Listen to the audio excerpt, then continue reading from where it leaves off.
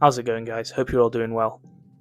Today's video is for those who have absolutely no clue what they're doing with their life, haven't found their purpose, just going through the motions really, following whatever career they're currently pursuing or whatever studies they're doing, not really sure what they want out of life and from their future.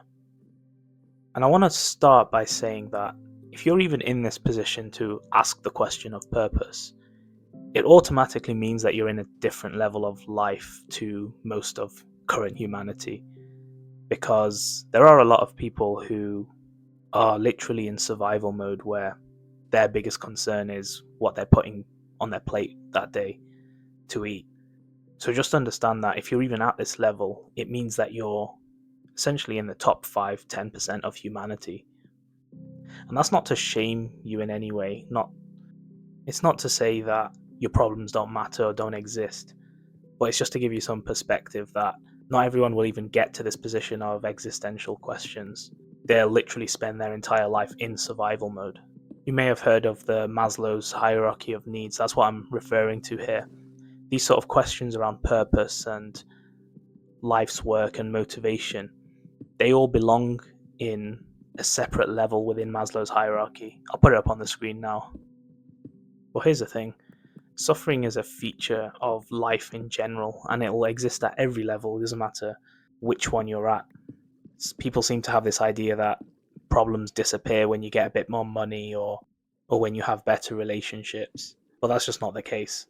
You will suffer at every point in life, as brutal as that sounds. So this question of purpose and life's work, it is a real question that you need to answer. It's not one that you can just ignore and just have this mindset of, oh, at least I have food to eat today. I'm okay. I'm fine. This is the problem that you're facing in life. And this is something that's causing you suffering. So it needs addressing. So what do we mean by purpose here? And this is a difficult one in itself because everyone's got a different idea of it. And in my opinion, you can see it as an overarching ethos and way of life that you want to follow. And that sounds really vague because it is. And because it's a vague concept to start with, you need to then break that down into tangible goals. But then the issue becomes that if your purpose is made up of tangible goals, once they're completed, in essence, your purpose is then also completed, and then it becomes a checkbox. And then it's over, essentially, it's game over, and you're back to square zero, not having a purpose. So there has to be this balance of an overarching purpose that never really runs out during your lifetime, which I think is very difficult. For example, if you have a goal of becoming financially independent, financially free, that does have a number attached to it. And once that number's reached, that purpose is fulfilled. And having one singular purpose throughout your life doesn't take into account the fact that people change over their own lifetimes. Who you are 10 years ago is not the same person you are today.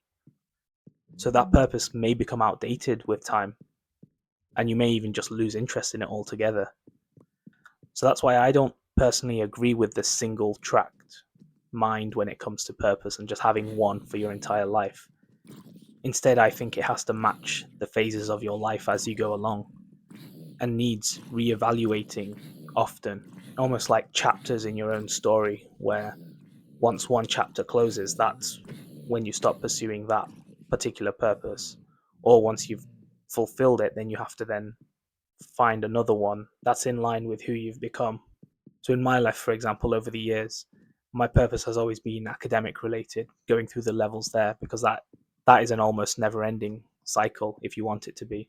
So it started with school grades, and then university grades, and then professional qualification. So at each stage, I'm completing one layer of my purpose and then reevaluating and then setting the next ones. And at any point at that stage, I could have decided not to do the next thing, but I decided to pursue the studies for as long as I did. It's only after reaching the milestone of becoming a qualified accountant, I then reevaluated and decided what's next from here, and the answers just did not seem appealing in any way, because it was just a case of staying in a corporate career until I retire, basically.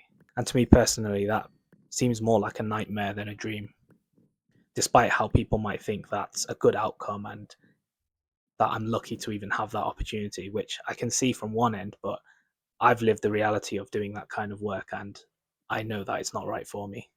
So, what does it take to find your purpose then? If you're someone who has no clue what you're doing at the moment, maybe you've had purposes in the past, like I have with my accountancy studies, or maybe you've just never had one at all and you're trying to find it for the first time. The answer is simply just try a bunch of things.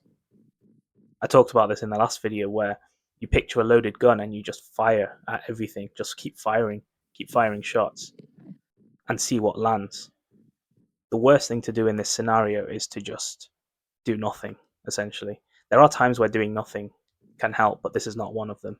This is the time that requires immense action and just trying a bunch of things, whether it's new studies, new business plans, learning new skills. Literally try anything and everything you can within reason and within what your capacity is.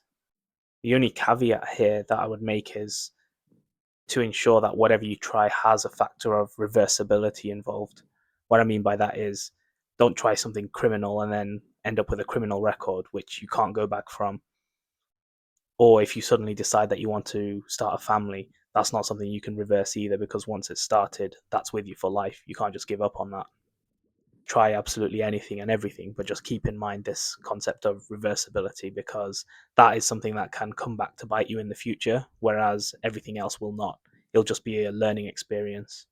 So if I had to summarize, if you have absolutely no clue what you want from your life, try a bunch of things. Go through this period of trial and error to find out whether something's right for you or not.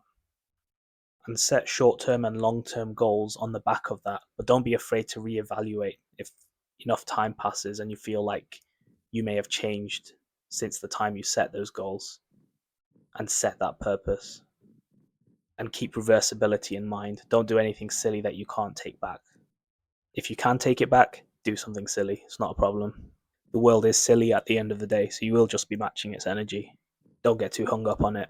Anyways, guys, hope you enjoyed the ramble. Have a good day. See you in the next one.